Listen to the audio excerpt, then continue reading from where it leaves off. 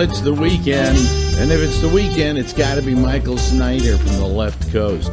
Hi, Michael. Hey, Alex. How you doing, buddy? Good. How's everything with you out there on the lefty?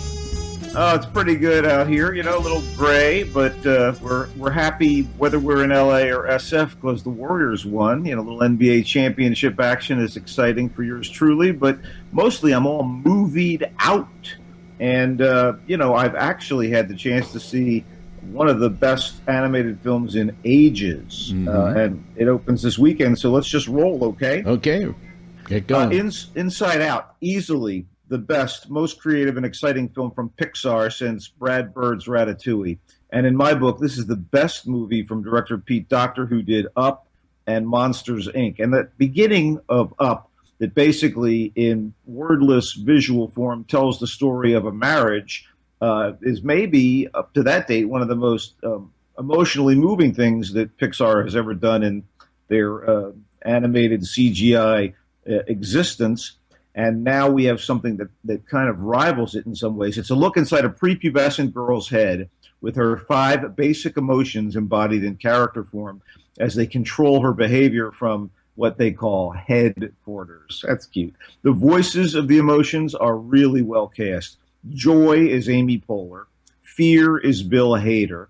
Anger is Louis Black. Disgust is Mindy Kaling. And sadness is the chubby gal from The Office, Phyllis Smith. And the conceit is clever enough to include visualizations of memory, personality traits, and much more.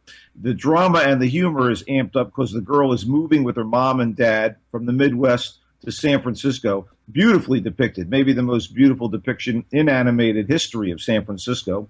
And it's basically the same plot device and source of kid trauma used in another of my favorite animated feature films, and one of the greatest ever in my book, Hayao Miyazaki's Spirited Away. But it's done in a fresh way. This is funny and sweet and clever as hell and very moving. I'd say it's the early frontrunner for the animated feature Oscar and a lot of other awards.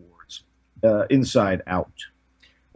Dope is sharp, occasionally hilarious, and totally kinetic. It's a hip-hop, punk-funk-flavored comedy that follows the Odyssey and kind of traces the progress of Malcolm, a smart, geeky, good-hearted high school senior in the rough L.A. neighborhood of Inglewood, who finds his life changing after he gets invited to an underground party, and he and his 2 best friends and bandmates find themselves in over their heads. It starts out a little like an African-American After Hours, but it zigzags in a number of different directions.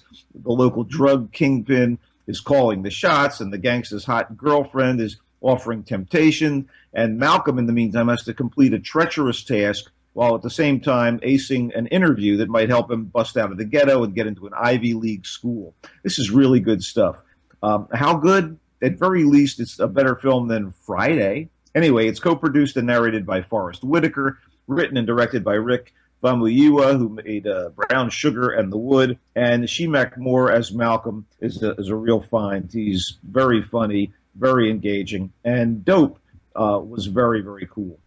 Infinitely Polar Bear features Mark Ruffalo and Zoe Saldana as a troubled husband and wife. Writer-director Maya Forbes' film is inspired by her own childhood, and it's about a young father from a good family who's forced by circumstance to assume responsibility for his 2 daughters in the late 70s in Cambridge, despite being bipolar. Very tender, very sad, endearing, a little studied and deliberate in the way it unfolds, with a very soft and almost unresolved end, but the performances really carry it, and I thought Infinitely Polar Bear was absolutely worth time and attention. So definitely check that out if you get a chance. The Overnight opens this weekend. It's about a husband and wife new to the L.A. area who take their kid to the playground where they meet a hipster father and his son. And as the 2 kids hit it off, the genial, jive-ass dad invites the couple to join him and his wife for pizza night at their Hollywood Hills home. It's also a play date for the little ones that turns into like a totally freaky-deaky play date for the grown-ups. Terrific cast with Adam Scott, the poor man's Paul Rudd, and Taylor Schilling of Orange is the New Black as the newbies, and Jason Schwartzman at his weirdest and creepiest and the French actress Judith Godrèche as the more worldly host and hostess. Nasty, funny, very intelligent indie comedy of 21st century manners, written and directed by the relatively unknown Patrick Bryce. Probably didn't cost much to make, but pays dividends as sophisticated entertainment. Really liked The Overnight.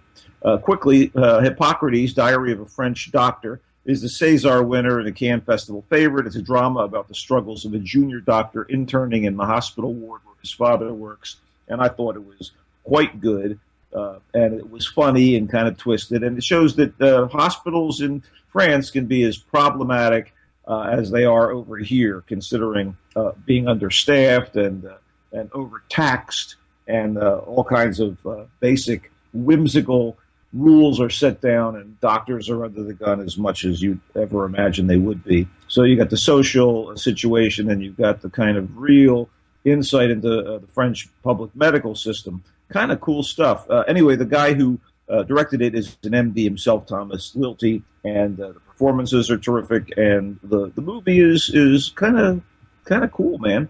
And that's it in terms of things other than a couple documentaries. Quickly, The Wolfpack is a highly anticipated doc about 6 bright homeschooled brothers who have spent their entire lives locked away from society in an apartment on the Lower East Side of Manhattan, and what happens when one of the guys gets out of the apartment and returns for the others. Very original and pretty damn good. And finally, live from New York is the Saturday Night Live documentary. After all the 40th anniversary celebrations and specials with famous sketches repurposed, this kind of seems like an afterthought, although some of the interviews are pretty fresh and the history is still interesting. Yeah. And the best material holds up. That's about it in film. Yeah, TV, I got to tell you something. We binge watched something on Netflix, and people should not miss this. It is very unusual, very different, very good, and it's the Wachowskis' Sense8. Wow. We are up to episode 4, and we are in progress on this, too. Yeah, and you got to admit, wait till you get to episode 10. It'll blow you away. I mean, they just get better and better and better and better. It's funny, and it's shot in super high def, so it looks like the beginning of an Anthony Bourdain travelogue when it starts out, because it cuts across so many different locations worldwide. But the cast is good, and the idea is fantastic. And so far, we are completely locked in. And in terms of guilty pleasures, knee deep in Wayward Pines. And I love sci-fi. I think it's getting worse and worse and worse. Yeah, we'll see how it goes next week. But honestly, it's still kind of appointment viewing for a summer. And so, there you go. Yeah, but one other warning about Sense8: do not necessarily stop at the first episode. A lot of people have a tendency to do that because the first episode is basically nothing but setup.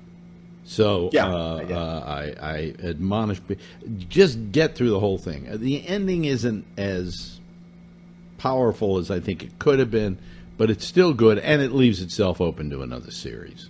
And really interesting cast from all over the world, and I got a kick out of it. Yeah. Okay. Well, I guess if I just play the theme here, we can get our asses out of here. Thank you, Michael. Tell them where they can find you.